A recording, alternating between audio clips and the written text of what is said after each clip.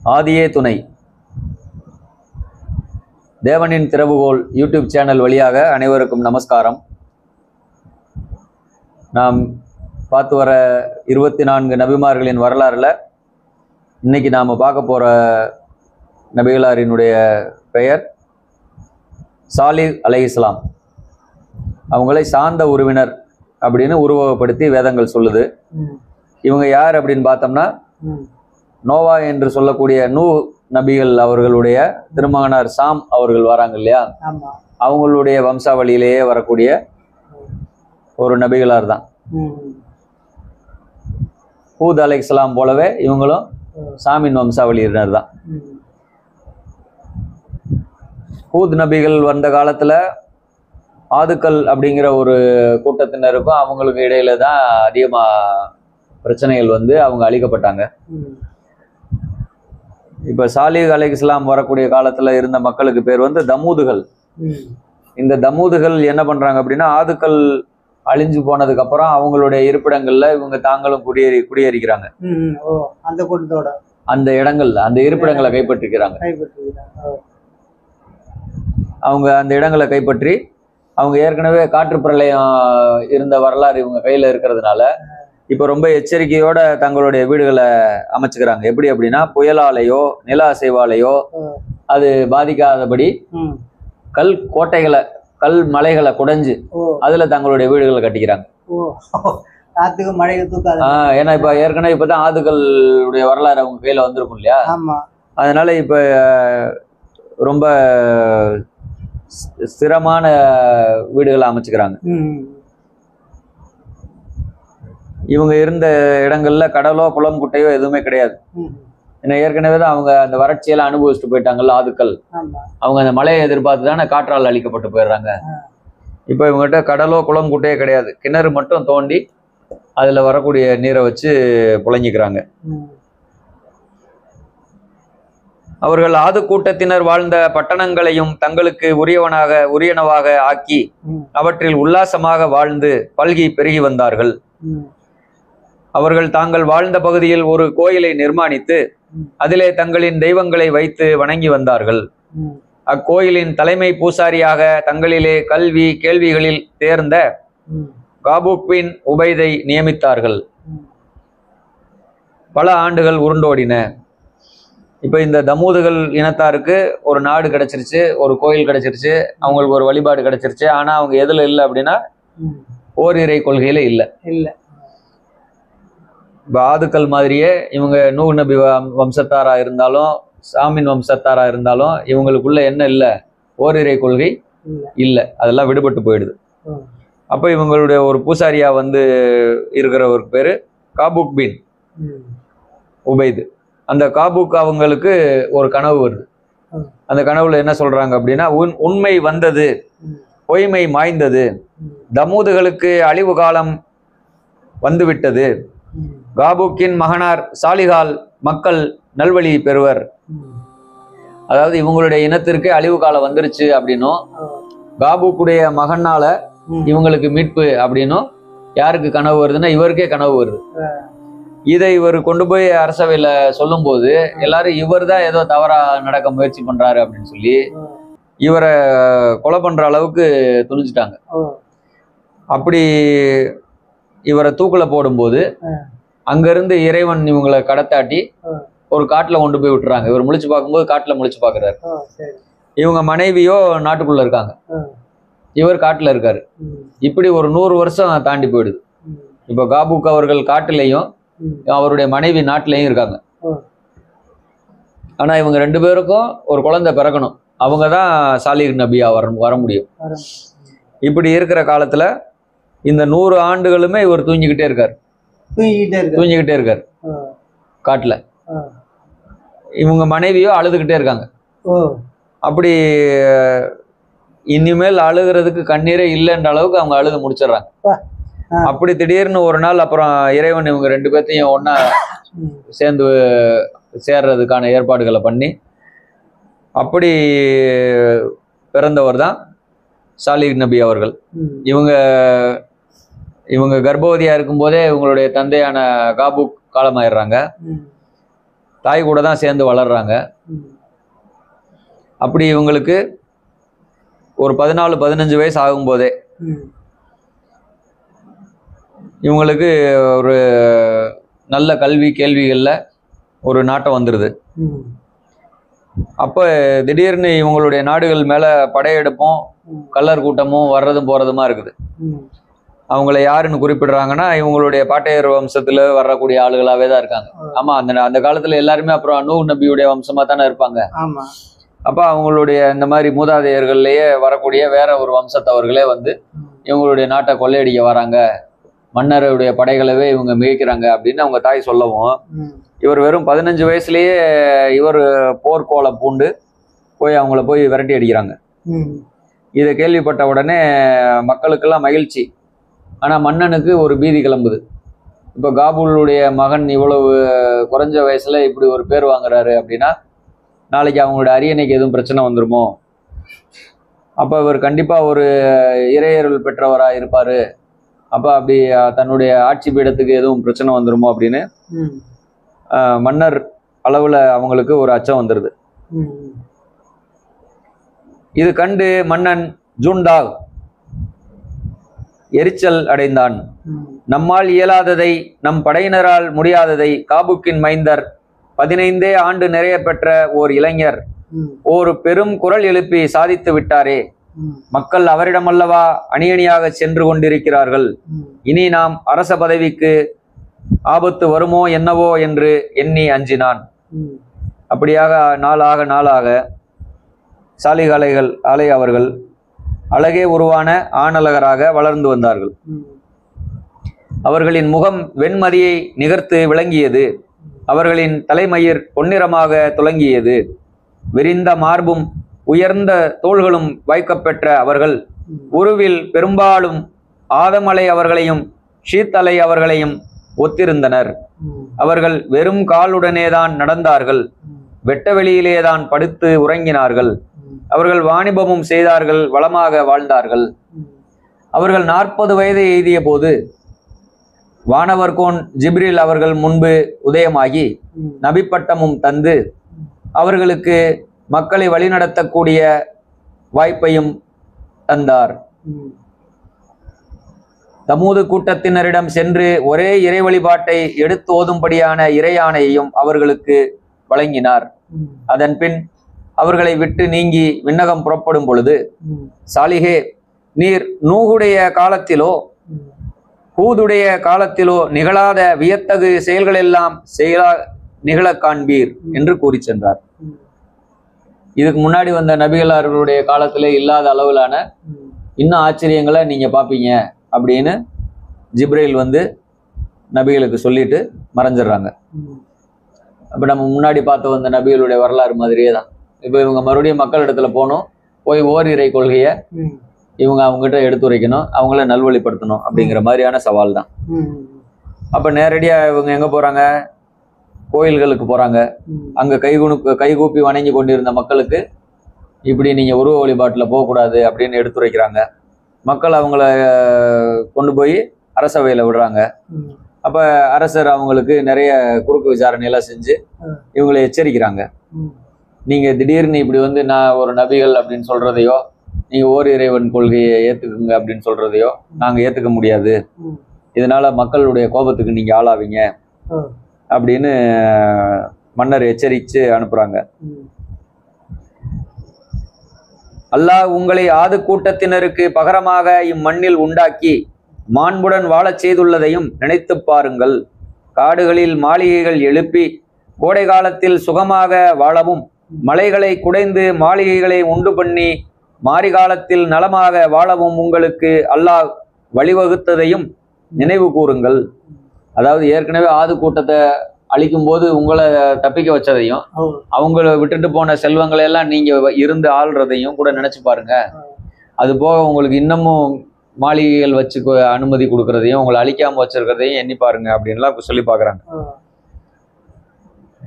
ஆனா அங்க யாரும் அவங்கள என்ன பண்றதா இல்ல, கேட்கறதா இல்ல. இங்குள்ள தோட்டங்களிலும் பேரிச்சங்கனிகள் குலை குலையாக தொங்கும், தோப்புகளிலும் பண்ணை நிலங்களிலும் மலைகளை குடைந்து நீங்கள் பண்ணிய இல்லங்களிலும் நீங்கள் இன்பமாக வாழ்ந்திருக்க எக்காலும் விட்டுவிடப்படுவீர்களா? இல்லை அப்படிலாம் எச்சரிக்கிறாங்க. நீங்க இதே மாதிரி இப்படியே இருந்துருவீங்களா? இல்ல, நீங்க இறைவனை மறுதளிச்சீங்கன்னா கண்டிப்பா அவங்களுடைய சாபக்கேடு உங்க மேல விழுவும். அப்படிதான் முன்னாடி அவங்களுடைய சகோதர கூட்டம் தானே ஆதுக்கள், அவங்க அழிஞ்சு போயிட்டாங்க அப்படின்னு சொல்லி எச்சரிக்கிறாங்க. இதுல கொஞ்சம் பேர் மாத்திரம் என்ன பண்றாங்க, சாலிகளை அவர்களுடைய மார்க்கத்துல சேர்ந்துக்கிறாங்க. ஆனாலும் நிறைய பேர் அந்த தமூது கூட்டத்துல இருக்கிறவங்க அவங்கள வந்து பின்பற்ற மாதிரி இல்லை. இந்த சமயத்தில் தமூதுகளில் ஒருவன் சாலிகளை அவர்களை பின்பற்றியவர்களுக்கு சொல்லனா இடுக்கண் இழைத்து வந்தான். இதனை அவர்கள் சாலிகளை அவர்களிடம் வந்து முறையிட்டு அவனை சபிக்குமாறு வேண்டிக் கொண்டனர்.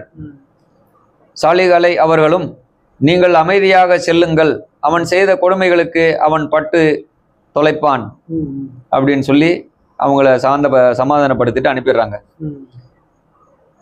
அந்த நபர் தினமும் காடுல போய் மரம் வெட்டி கொண்டு வந்து அவருடைய பிழைப்பை நடத்துவார். ஆனால் அவங்க எல்லாருமே இந்த இறை நம்பிக்கையாளர்களை என்ன பண்ணுறாங்க, அந்த நபர் இந்த மாதிரி துன்பம் பண்ணிட்டு வர்றாரு.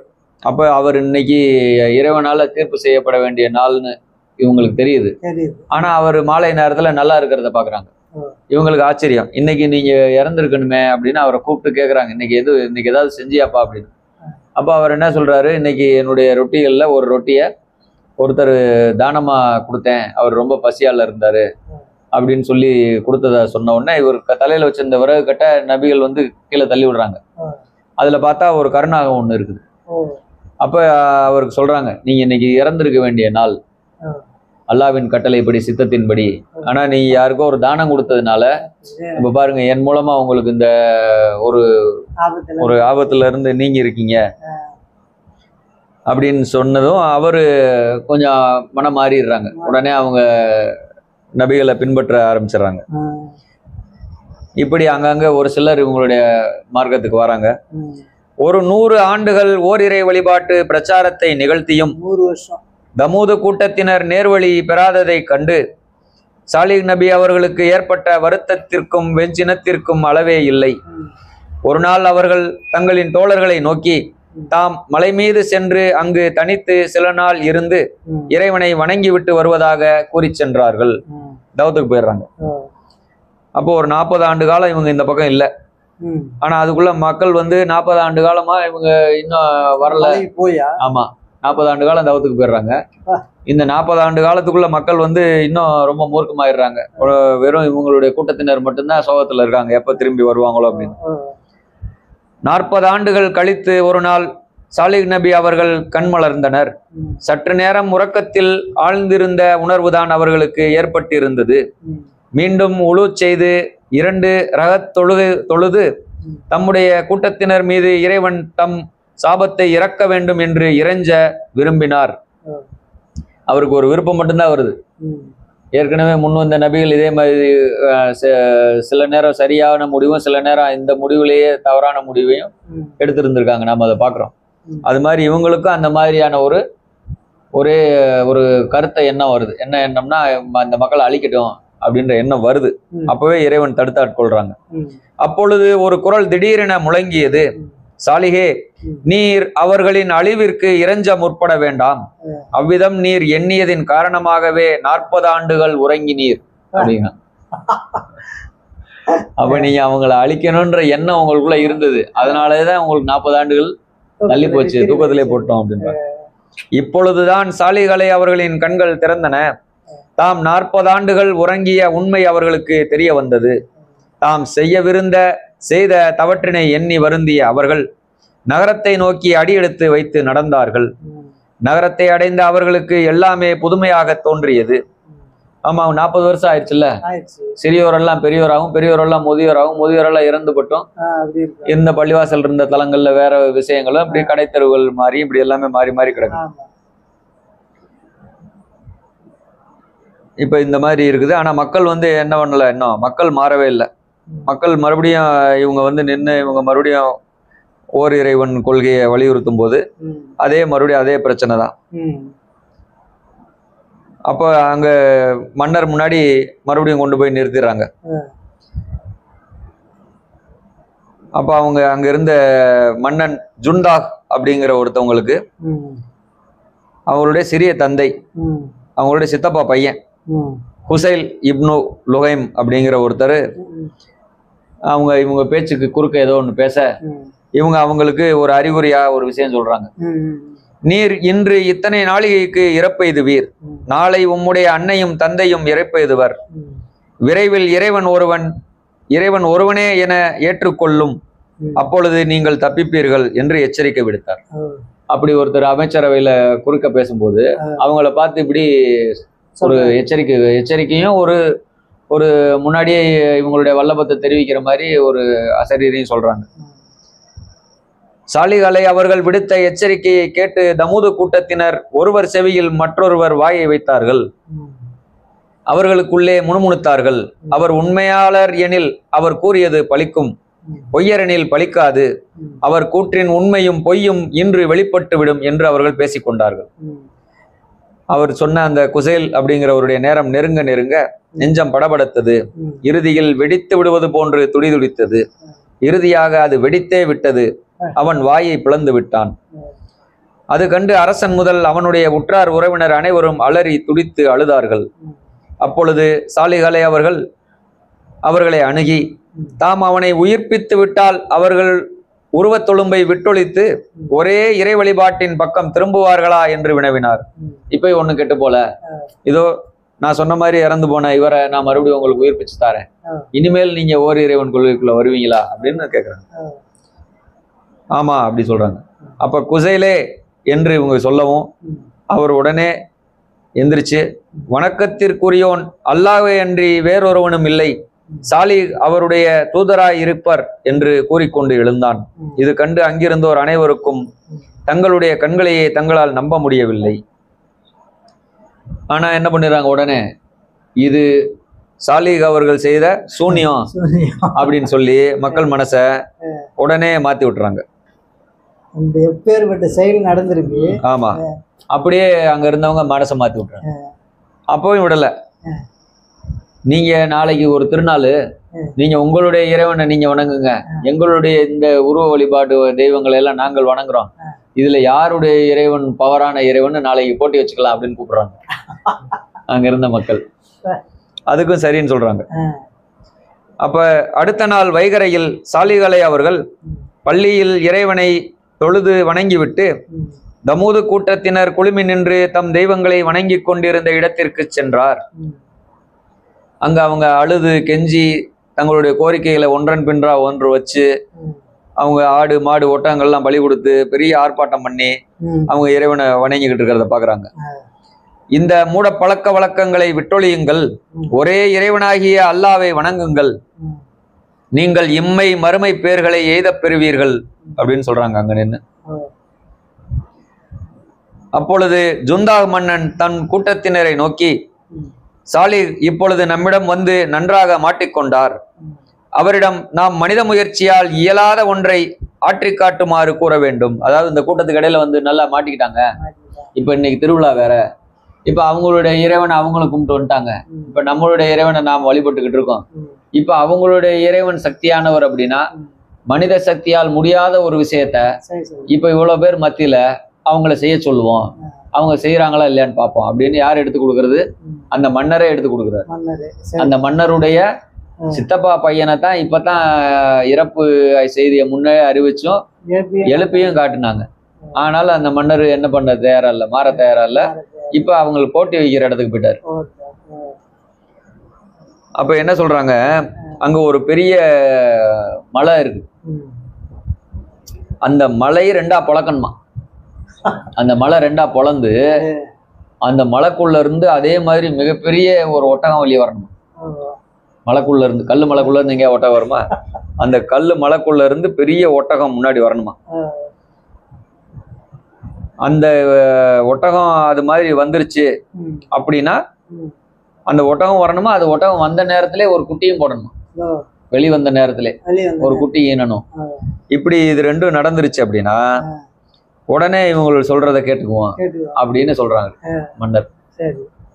வெறும் இது மாதிரி தான் சொல்றாங்க. இப்ப அந்த கல்மலை ரெண்டா பொழந்து அதுல இருந்து ஒரு ஒட்டகம் வரணும், அது வந்த நேரத்துக்கு உடனே ஒரு குட்டி ஈண்டணும் அப்படின்னு சொல்றாங்க. அப்ப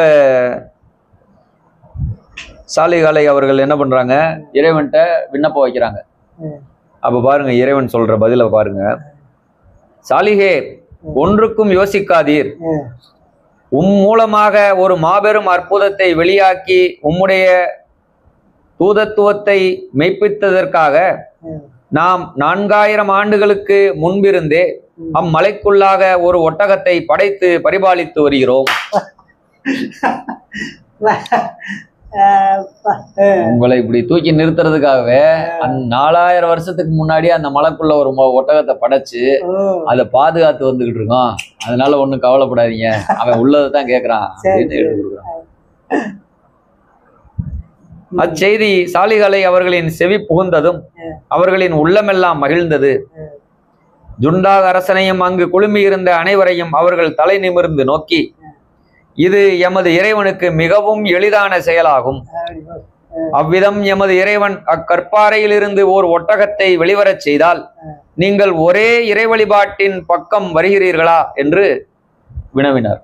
இப்ப இவங்க இவ்வளவு திட்டமா அடிக்கிறத பார்த்துட்டு இப்ப என்ன பண்றாங்க, அவருடைய கோரிக்கையில பெருசாகிக்கிட்டே போகணும்னு நினைப்பு வருது. ஏன்னா இதுக்கு தான் ஓகே சொல்லிட்டாரு, அப்ப இன்னும் கொஞ்சம் கூட்டுவோம் அப்படின்னு சொல்லிட்டு, நிச்சயமாக வருகிறோம், ஆனால் அவ்வொட்டகம் பால் கறக்க வேண்டும், அப்பால் மதுவினும் மதுரமாக தேனினும் இனிமையாக இருக்க வேண்டும் அப்படின்னு ஒரு கோரிக்கை வைக்கிறோம். இப்ப ஏற்கனவே ஒரு ஒட்டகம் வரணும்னு சொல்லிட்டாரு, அது குட்டி போட்டுறன்னு சொல்லிட்டாரு. இப்ப அந்த பால் வேணும், அது பால் இந்த மாதிரி மதுரமாகவும் தேனினும் இனிமையாகவும் இருக்கணும்.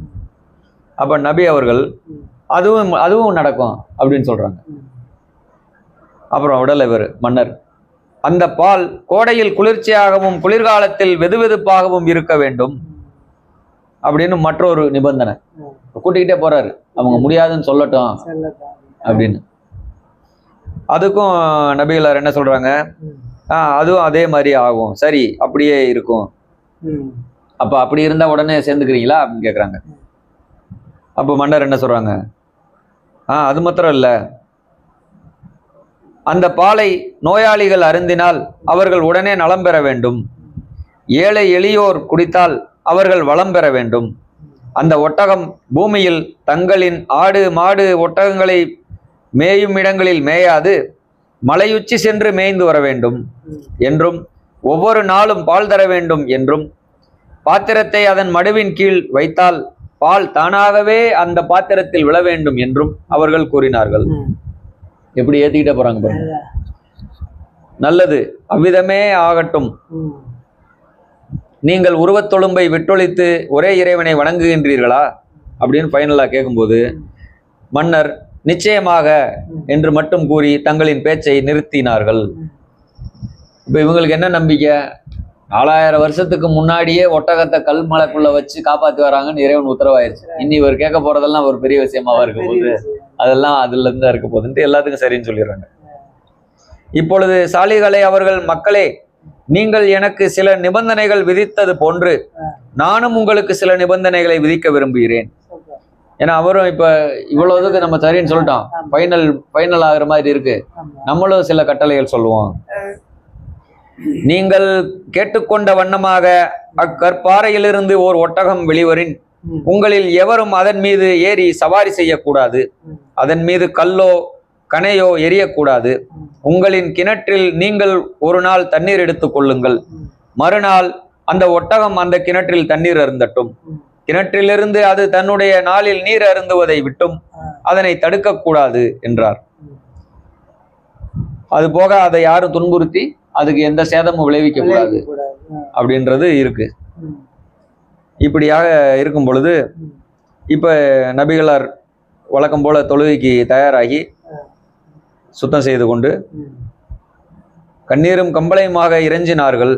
அவர்களை பின்பற்றியவர்கள் அவர்களின் பின்னே அமர்ந்து அவர்களை போன்று கண்ணீர் சிந்தி அவர்கள் இறைஞ்சுதலுக்கு ஆமீன் கூறிக்கொண்டிருந்தார்கள். இதனை இமை கொட்டாது தமூதுகள் பார்த்து கொண்டிருந்தனர். என்ன வியப்பு, அவர்கள் இறைஞ்சி முடித்து தம் கைகளை கீழே போட்டதும் அக்கற்பாறை மெதுவாக துளும்பத் தொடங்கியது. அதன் பின் அதிலிருந்து பெண்கள் முனகுவது போன்று முனகல் குரல் கேட்டது. அது நொடிக்கு நொடி அதிகப்பட்டு கொண்டே வந்தது. அதன் பின் அக்கற்பாறையில் ஒரு கீறல் ஏற்பட்டு அது சிறிது சிறிதாக விரிந்து கொண்டு வந்தது. அப்படி மக்கள் பார்த்து கொண்டே இருக்கும்போது திடீரென இரண்டாக பிளந்தது.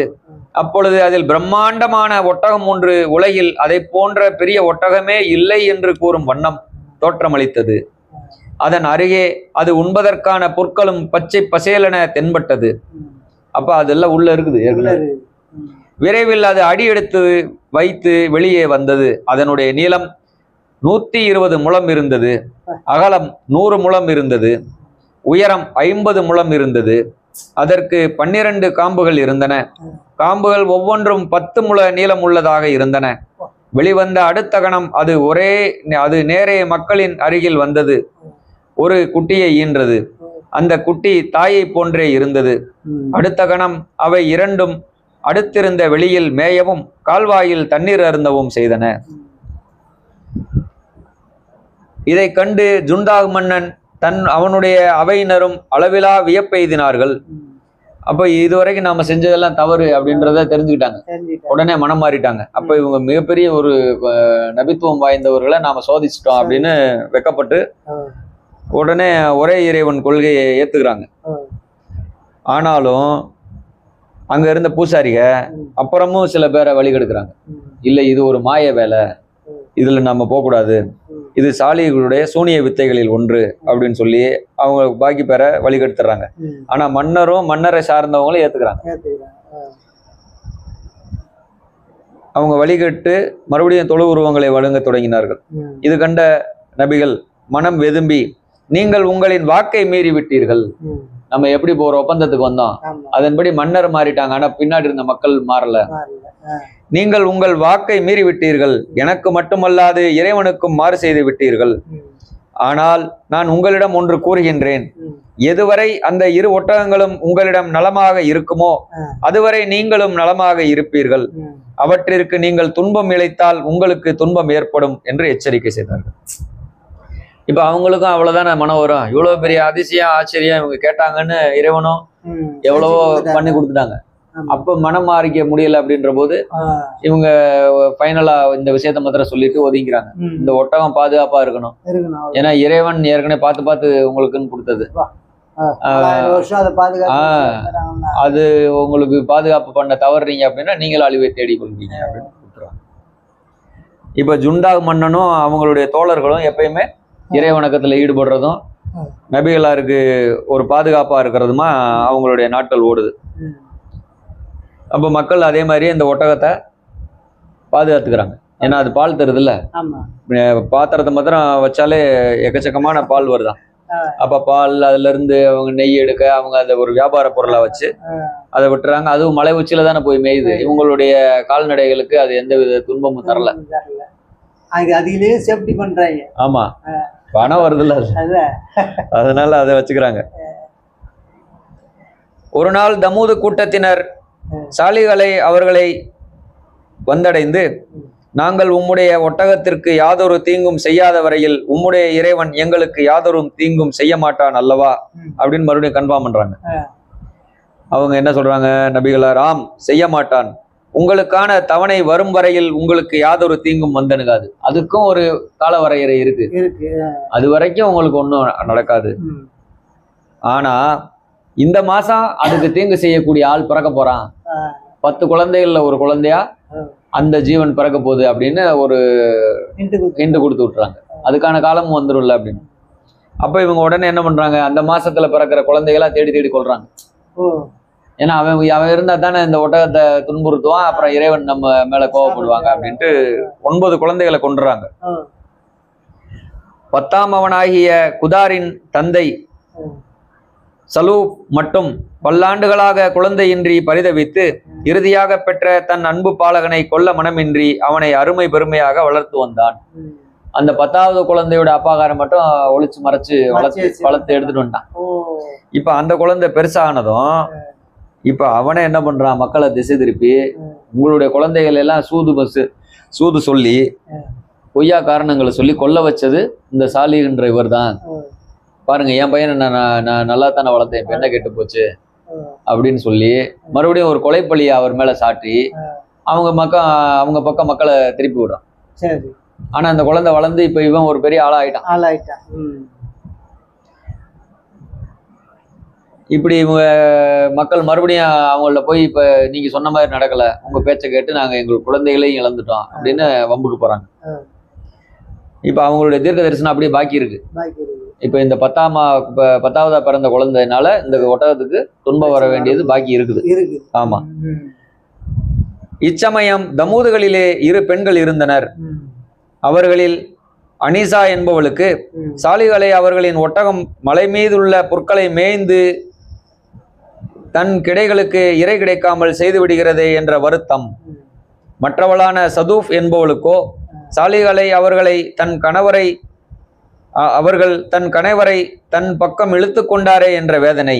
இருவரும் ஒன்று சேர்ந்து சாலிகளை அவர்களின் ஒட்டகத்தை கொன்றொழிக்க திட்டமிட்டார்கள். இப்ப 2 பெண்களுக்கு அந்த ஒட்டகத்தின் மேல ஒரு ஆக்ரோஷம் பிறந்து வருது. ஆனா பெண்களால போய் முடியாது, ஏன்னா அது எவ்வளவு உயரம், பெரிய ஒட்டகமா இருக்கு. முன்னவள் தமூதுகளின் தலைவர்களை அணுகி சாலிகளை அவர்களின் ஒட்டகத்தை கொன்றொழிக்க தனக்கு அனுமதியும் ஆதரவும் தர வேண்டும் என்று வேண்டினாள். தலைவர்களோ தலை தாழ்த்தி இருந்தார்களே அன்றி தலை அசைக்கவில்லை. அவங்களுக்கு தெரியும் இது தொட்டுட்டோம்னா நம்ம பிரச்சனையில மாட்டோம். ஆமா. பின்னவளோ தன்னுடைய சிறிய தந்தையின் மகன் மஸ்தக் என்பவனை அணுகி, ஐயா, என் எழிலும் வளமும் இங்கு யாவருக்கும் நன்கு தெரியும், நீரும் நன்கு அறிந்திருப்பீர்.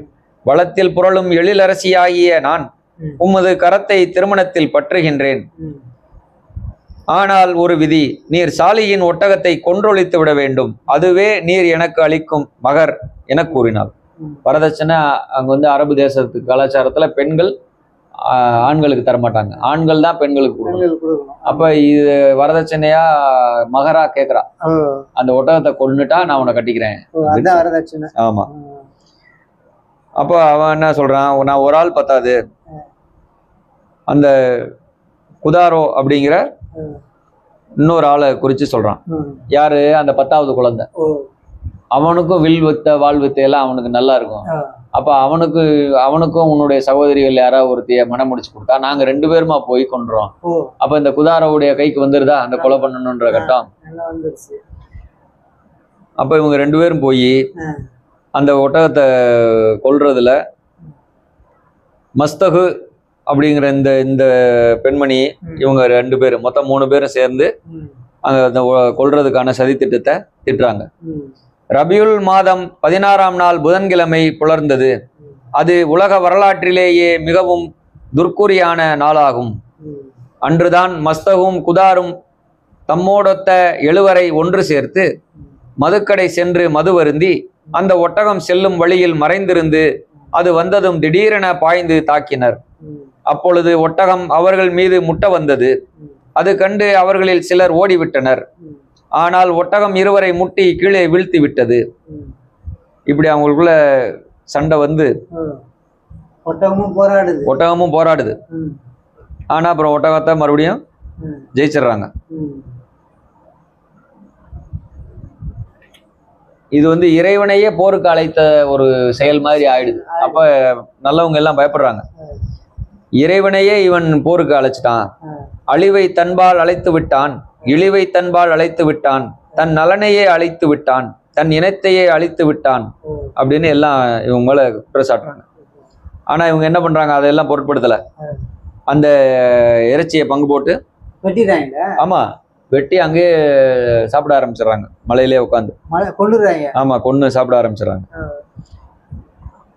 ஒட்டகம் கொலை செய்யப்பட்ட செய்தி பள்ளியில் இருந்த சாலி அலை அவர்களின் செவி பட்டதும் அவர்களின் உள்ளமெல்லாம் பதறியது, உடலெல்லாம் பதைபதைத்தது.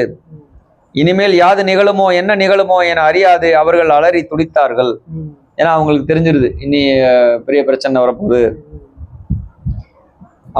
அவங்க கூட்டத்தினர் எல்லாருமே அந்த ஒட்டகத்தினுடைய கன்றினையாவது கொண்டு வாங்க, ஏன்னா ஒட்டகம் தான் பெரிய ஒட்டகத்தை தான் கொண்டாங்க.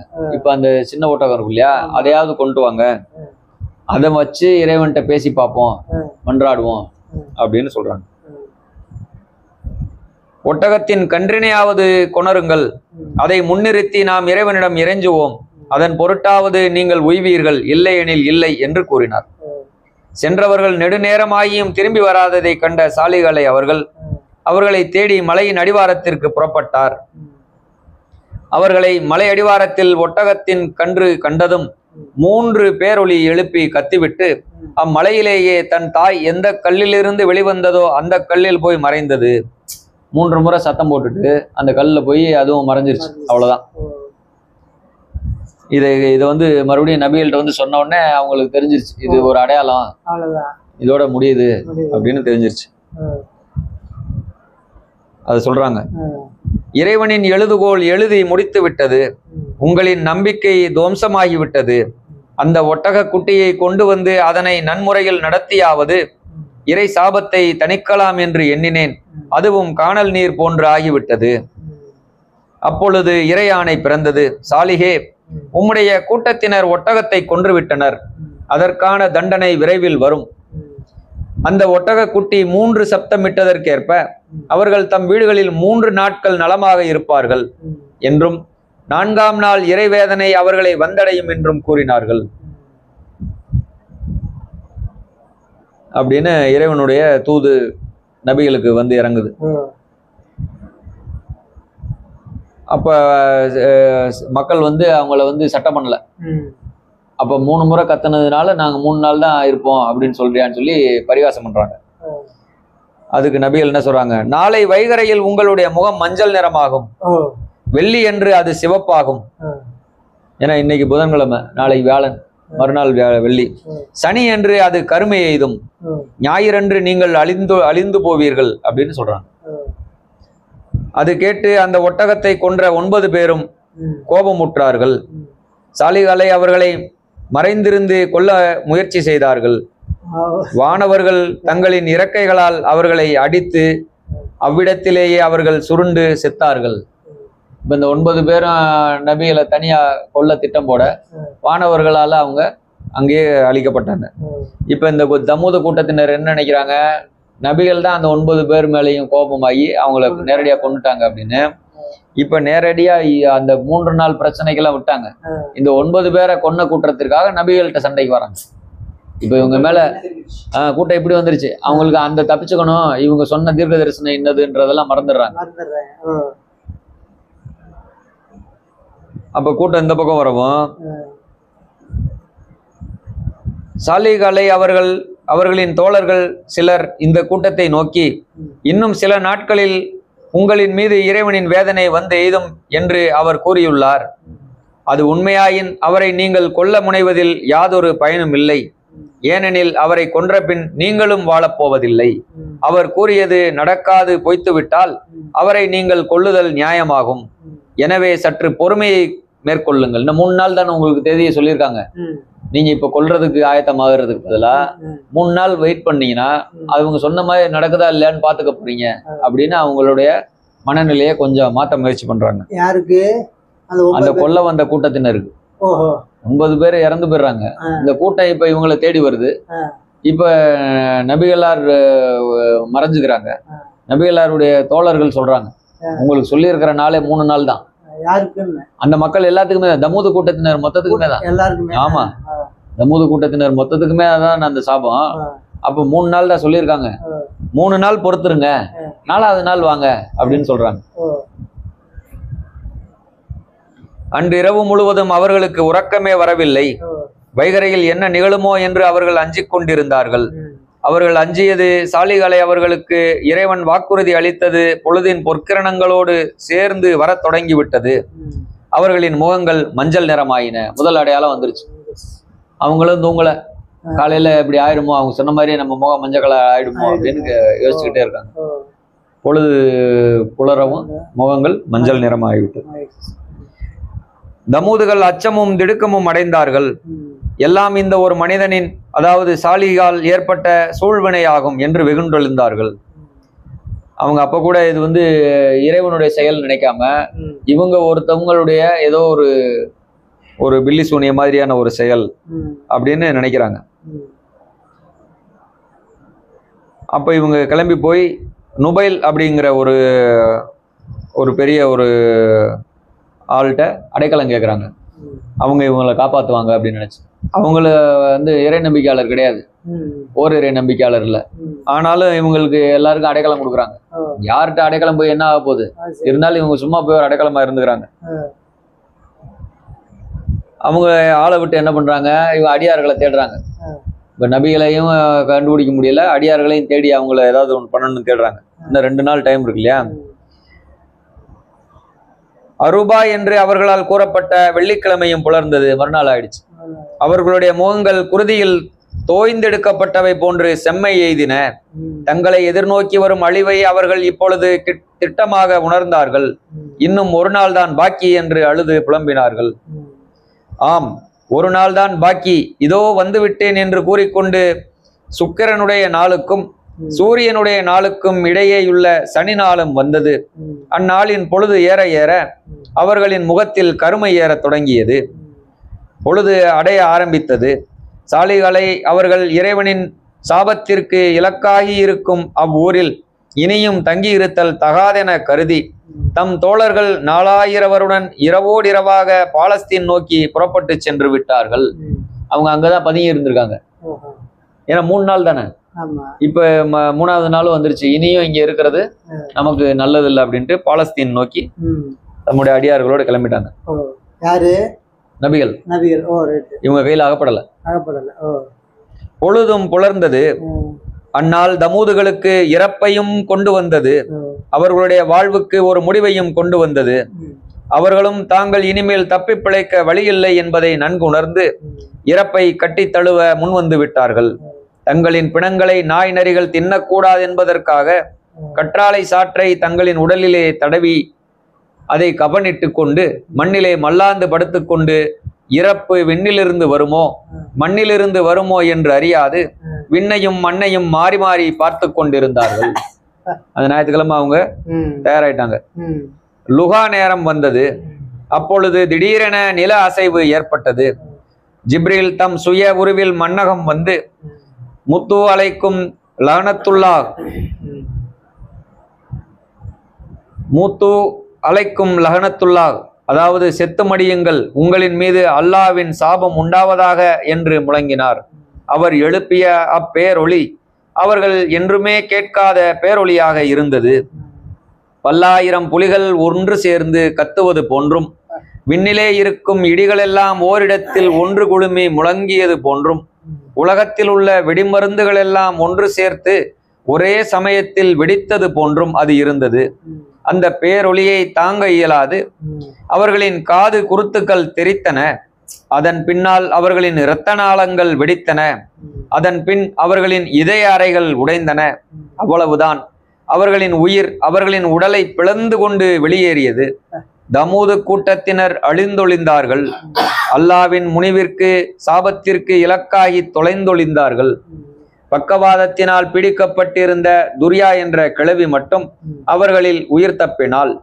அப்பேரிரைச்சல் அவளுடைய பக்கவாத நோய்க்கு அருமருந்து போல் அமைந்தது. அவளுடைய கைகால்கள் முன்பு போல் வலுப்பெற்றன. எனவே அவள் அங்கிருந்து கிளம்பி வாதியுல் குரா என்ற இடத்தை அடைந்து அங்குள்ளோருக்கு தமூதுகளுக்கு ஏற்பட்ட அழிவை எடுத்துரைத்தாள். அதன் பின் நீர் கேட்டு வாங்கி அருந்திய இணை வைப்பவளான அவளின் உயிரும் அவளை அறியாமல் அவளுடைய உடலை விட்டும் பிரிந்தது. இந்த செய்தியை சொல்றதுக்காக ஒரு ஆளை வச்சு தமூதுகளை சேர்ந்த அபூரிகால் என்பவன் மக்காவிலே வாழ்ந்து கொண்டிருந்தான். அவன் அங்கிருக்கும் வரையில் அவனுக்கு யாதொரு இன்னலும் நிகழவில்லை. அவன் அங்கிருந்து புறப்பட்டானோ இல்லையோ அவனுடைய கூட்டத்தினரை பீடித்த இறைவனின் சாபம் அவனையும் பீடித்து கொண்டது. அவனும் வழியிலே இறந்து அங்கேயே அவன் வைத்திருந்த பொற்களியுடன் புதைக்கப்பட்டான். பாலஸ்தீன் சென்று ரமலா என்ற ஊரில் தங்கியிருந்த சாலிகளை அவர்களுக்கு தாம் பிறந்த மண்ணை பற்றியும் தம் கூட்டத்தினருக்கு ஏற்பட்ட அழிவை பற்றியும் ஒரே ஏக்கமாக இருந்தது. ஒருத்தர் கூட இல்லாம மாண்டு போயிட்டாங்கல்ல. தாம் கூறியவற்றில் அணுவத்தனையுமாவது அவர்கள் கேட்டார்கள் இல்லையே என்று அவர்கள் வருந்தினார்கள். எல்லாம் இறைவனின் மறைவான ஏட்டில் முன்னரே எழுதப்பட்டவையாகும். யார் என்ன செய்த போதிலும் யாது பலன், நடக்க வேண்டியது நடந்துவிட்டது என்று கூறி அவர்கள் தம் மனத்தை தேற்றிக் கொண்டார்கள். எனினும் தாம் பிறந்த நாட்டை மீண்டும் ஒரு முறை காண வேண்டும் என்றும் ஆசை அவர்களுக்கு அதிகமாகியது. எனவே அவர்கள் அதை நோக்கி அடியெடுத்து வைத்து நடந்தார்கள். ஒரு காலத்தில் வாழ்வும் வளமும் குலுங்கிக் கொண்டு கிடந்த அந்த பூமி இன்று பாழடைந்து கழுகுகளும் கோட்டான்களும் வசிக்கும் கட்டாந்தரையாக கிடப்பதை கண்டதும் அவர்களுக்கு அழுகையாக வந்தது. பாவிகள் இவ்வாறு தம் வாழ்வை பாழாக்கி கொண்டார்களே என்று வருந்தினார்கள். அப்பொழுது அங்கு சிதறி கிடந்த எலும்புகளின் ஓலம் அவர்களின் செவியை அடைந்தது. இறந்து போனவர்களின் ஆன்மாக்கள் எழுப்பிய அழுகுரல் அவர்களின் இதயத்தை உலுக்கியது. அப்பொழுது அவர்கள், மக்களே, நீங்கள் கர்வம் கொண்டு அலைந்தீர்கள். நீங்கள் எனக்கிழைத்த இன்னல்களை பொறுக்க இயலாது கண்ணீர் விட்டு அழுதேன். அப்பொழுது இறைவன் பொறுமையை மேற்கொள்ளும், அவர்களுக்கு அறிவுரை பகரும், அவர்களின் தவணை வர இன்னும் சிறிது நேரம் உள்ளது என்று கூறினான். அவர்கள் எனக்கு செய்த அநீதிகளை கண்டு எனக்கு பேச நான் எழவில்லையே என்று நான் கூறினேன். அதற்கு இறைவன், உம்முடைய உடைந்த உள்ளத்தை ஒழுங்குபடுத்துகிறேன் என்று கூறி எனது உள்ளத்தில் ஆறுதல் பொழிந்தான். அதன் காரணமாகவே நான் ஆறுதல் பெற்று நீங்கள் செய்த அநீதிகளை எல்லாம் மறந்துவிட்டு உங்களை அணுகி தேனோடு பால் சேர்ந்தாற் போல இன்ப மொழியால் அறிவுரைகள் சொன்னேன். ஆனால் அதுவோ உங்களுக்கு நஞ்சாக தென்பட்டது என்று கூறி கண்ணீர் விட்டு அழுதார்கள். அப்பொழுது அவர்களின் உள்மனம், எதற்காக நீர் அழுகிறீர் நபிகளே? உம்மை அவர்கள் கேலி பண்ணியதற்கா? உம்மை அவர்கள் கொடுமைப்படுத்தியதற்கா? உம்மை அவர்கள் துன்புறுத்தியதற்கா? விடுங்கள் உமது அழுகையை. அவர்களுக்கு தகுந்த தண்டனையை அளித்ததற்காக இறைவனுக்கு நன்றி செலுத்துங்கள் என்று இடித்துரைத்தது. அதன் பின் சாலிஹ் நபிகள் அங்கிருந்தும் கிளம்பி மீண்டும் பாலஸ்தீன் சென்று அங்கு சில காலம் வாழ்ந்தார்கள். பின்னர் மக்கா நகரம் சென்று அங்கே தங்களுடைய எஞ்சிய நாட்களை இறைவணக்கத்தில் கழித்து இறப்பெய்தினார்கள். நாம் இப்போ வரைக்கும் பார்த்தது சாலிஹ் நபிகள் அவர்களுடைய வரலாறு. இதுல அவங்க கிட்டத்தட்ட ஒரு பிரளயமே தான் நடத்தியிருக்காங்க. தமூதுகள் அப்படிங்கிற ஒரு கூட்டத்தினர் இறுதி வரை நபிகளை நம்பாம இருந்து அவங்க கேட்ட எவ்வளவோ அத்தாட்சிகளை இவங்க கொண்டு வந்து நிறுத்தியும் மீண்டும் மீண்டும் இவங்களை மறுதளித்து இவங்களுடைய கொள்கைகளை ஏற்காமல் போய் இறைவனவே நேரடியாக பகைச்சிக்கிட்டோம். இதான் அவங்களுக்கான விதியை தேடிக்கொண்டாங்க. சபையோர் அனைவருக்கும் இந்த பகுதி இதோட நிறைவு பெறுகிறது. மீண்டும் அடுத்த பகுதியில் சந்திப்போம். சபையோர் அனைவருக்கும் நமஸ்காரம்.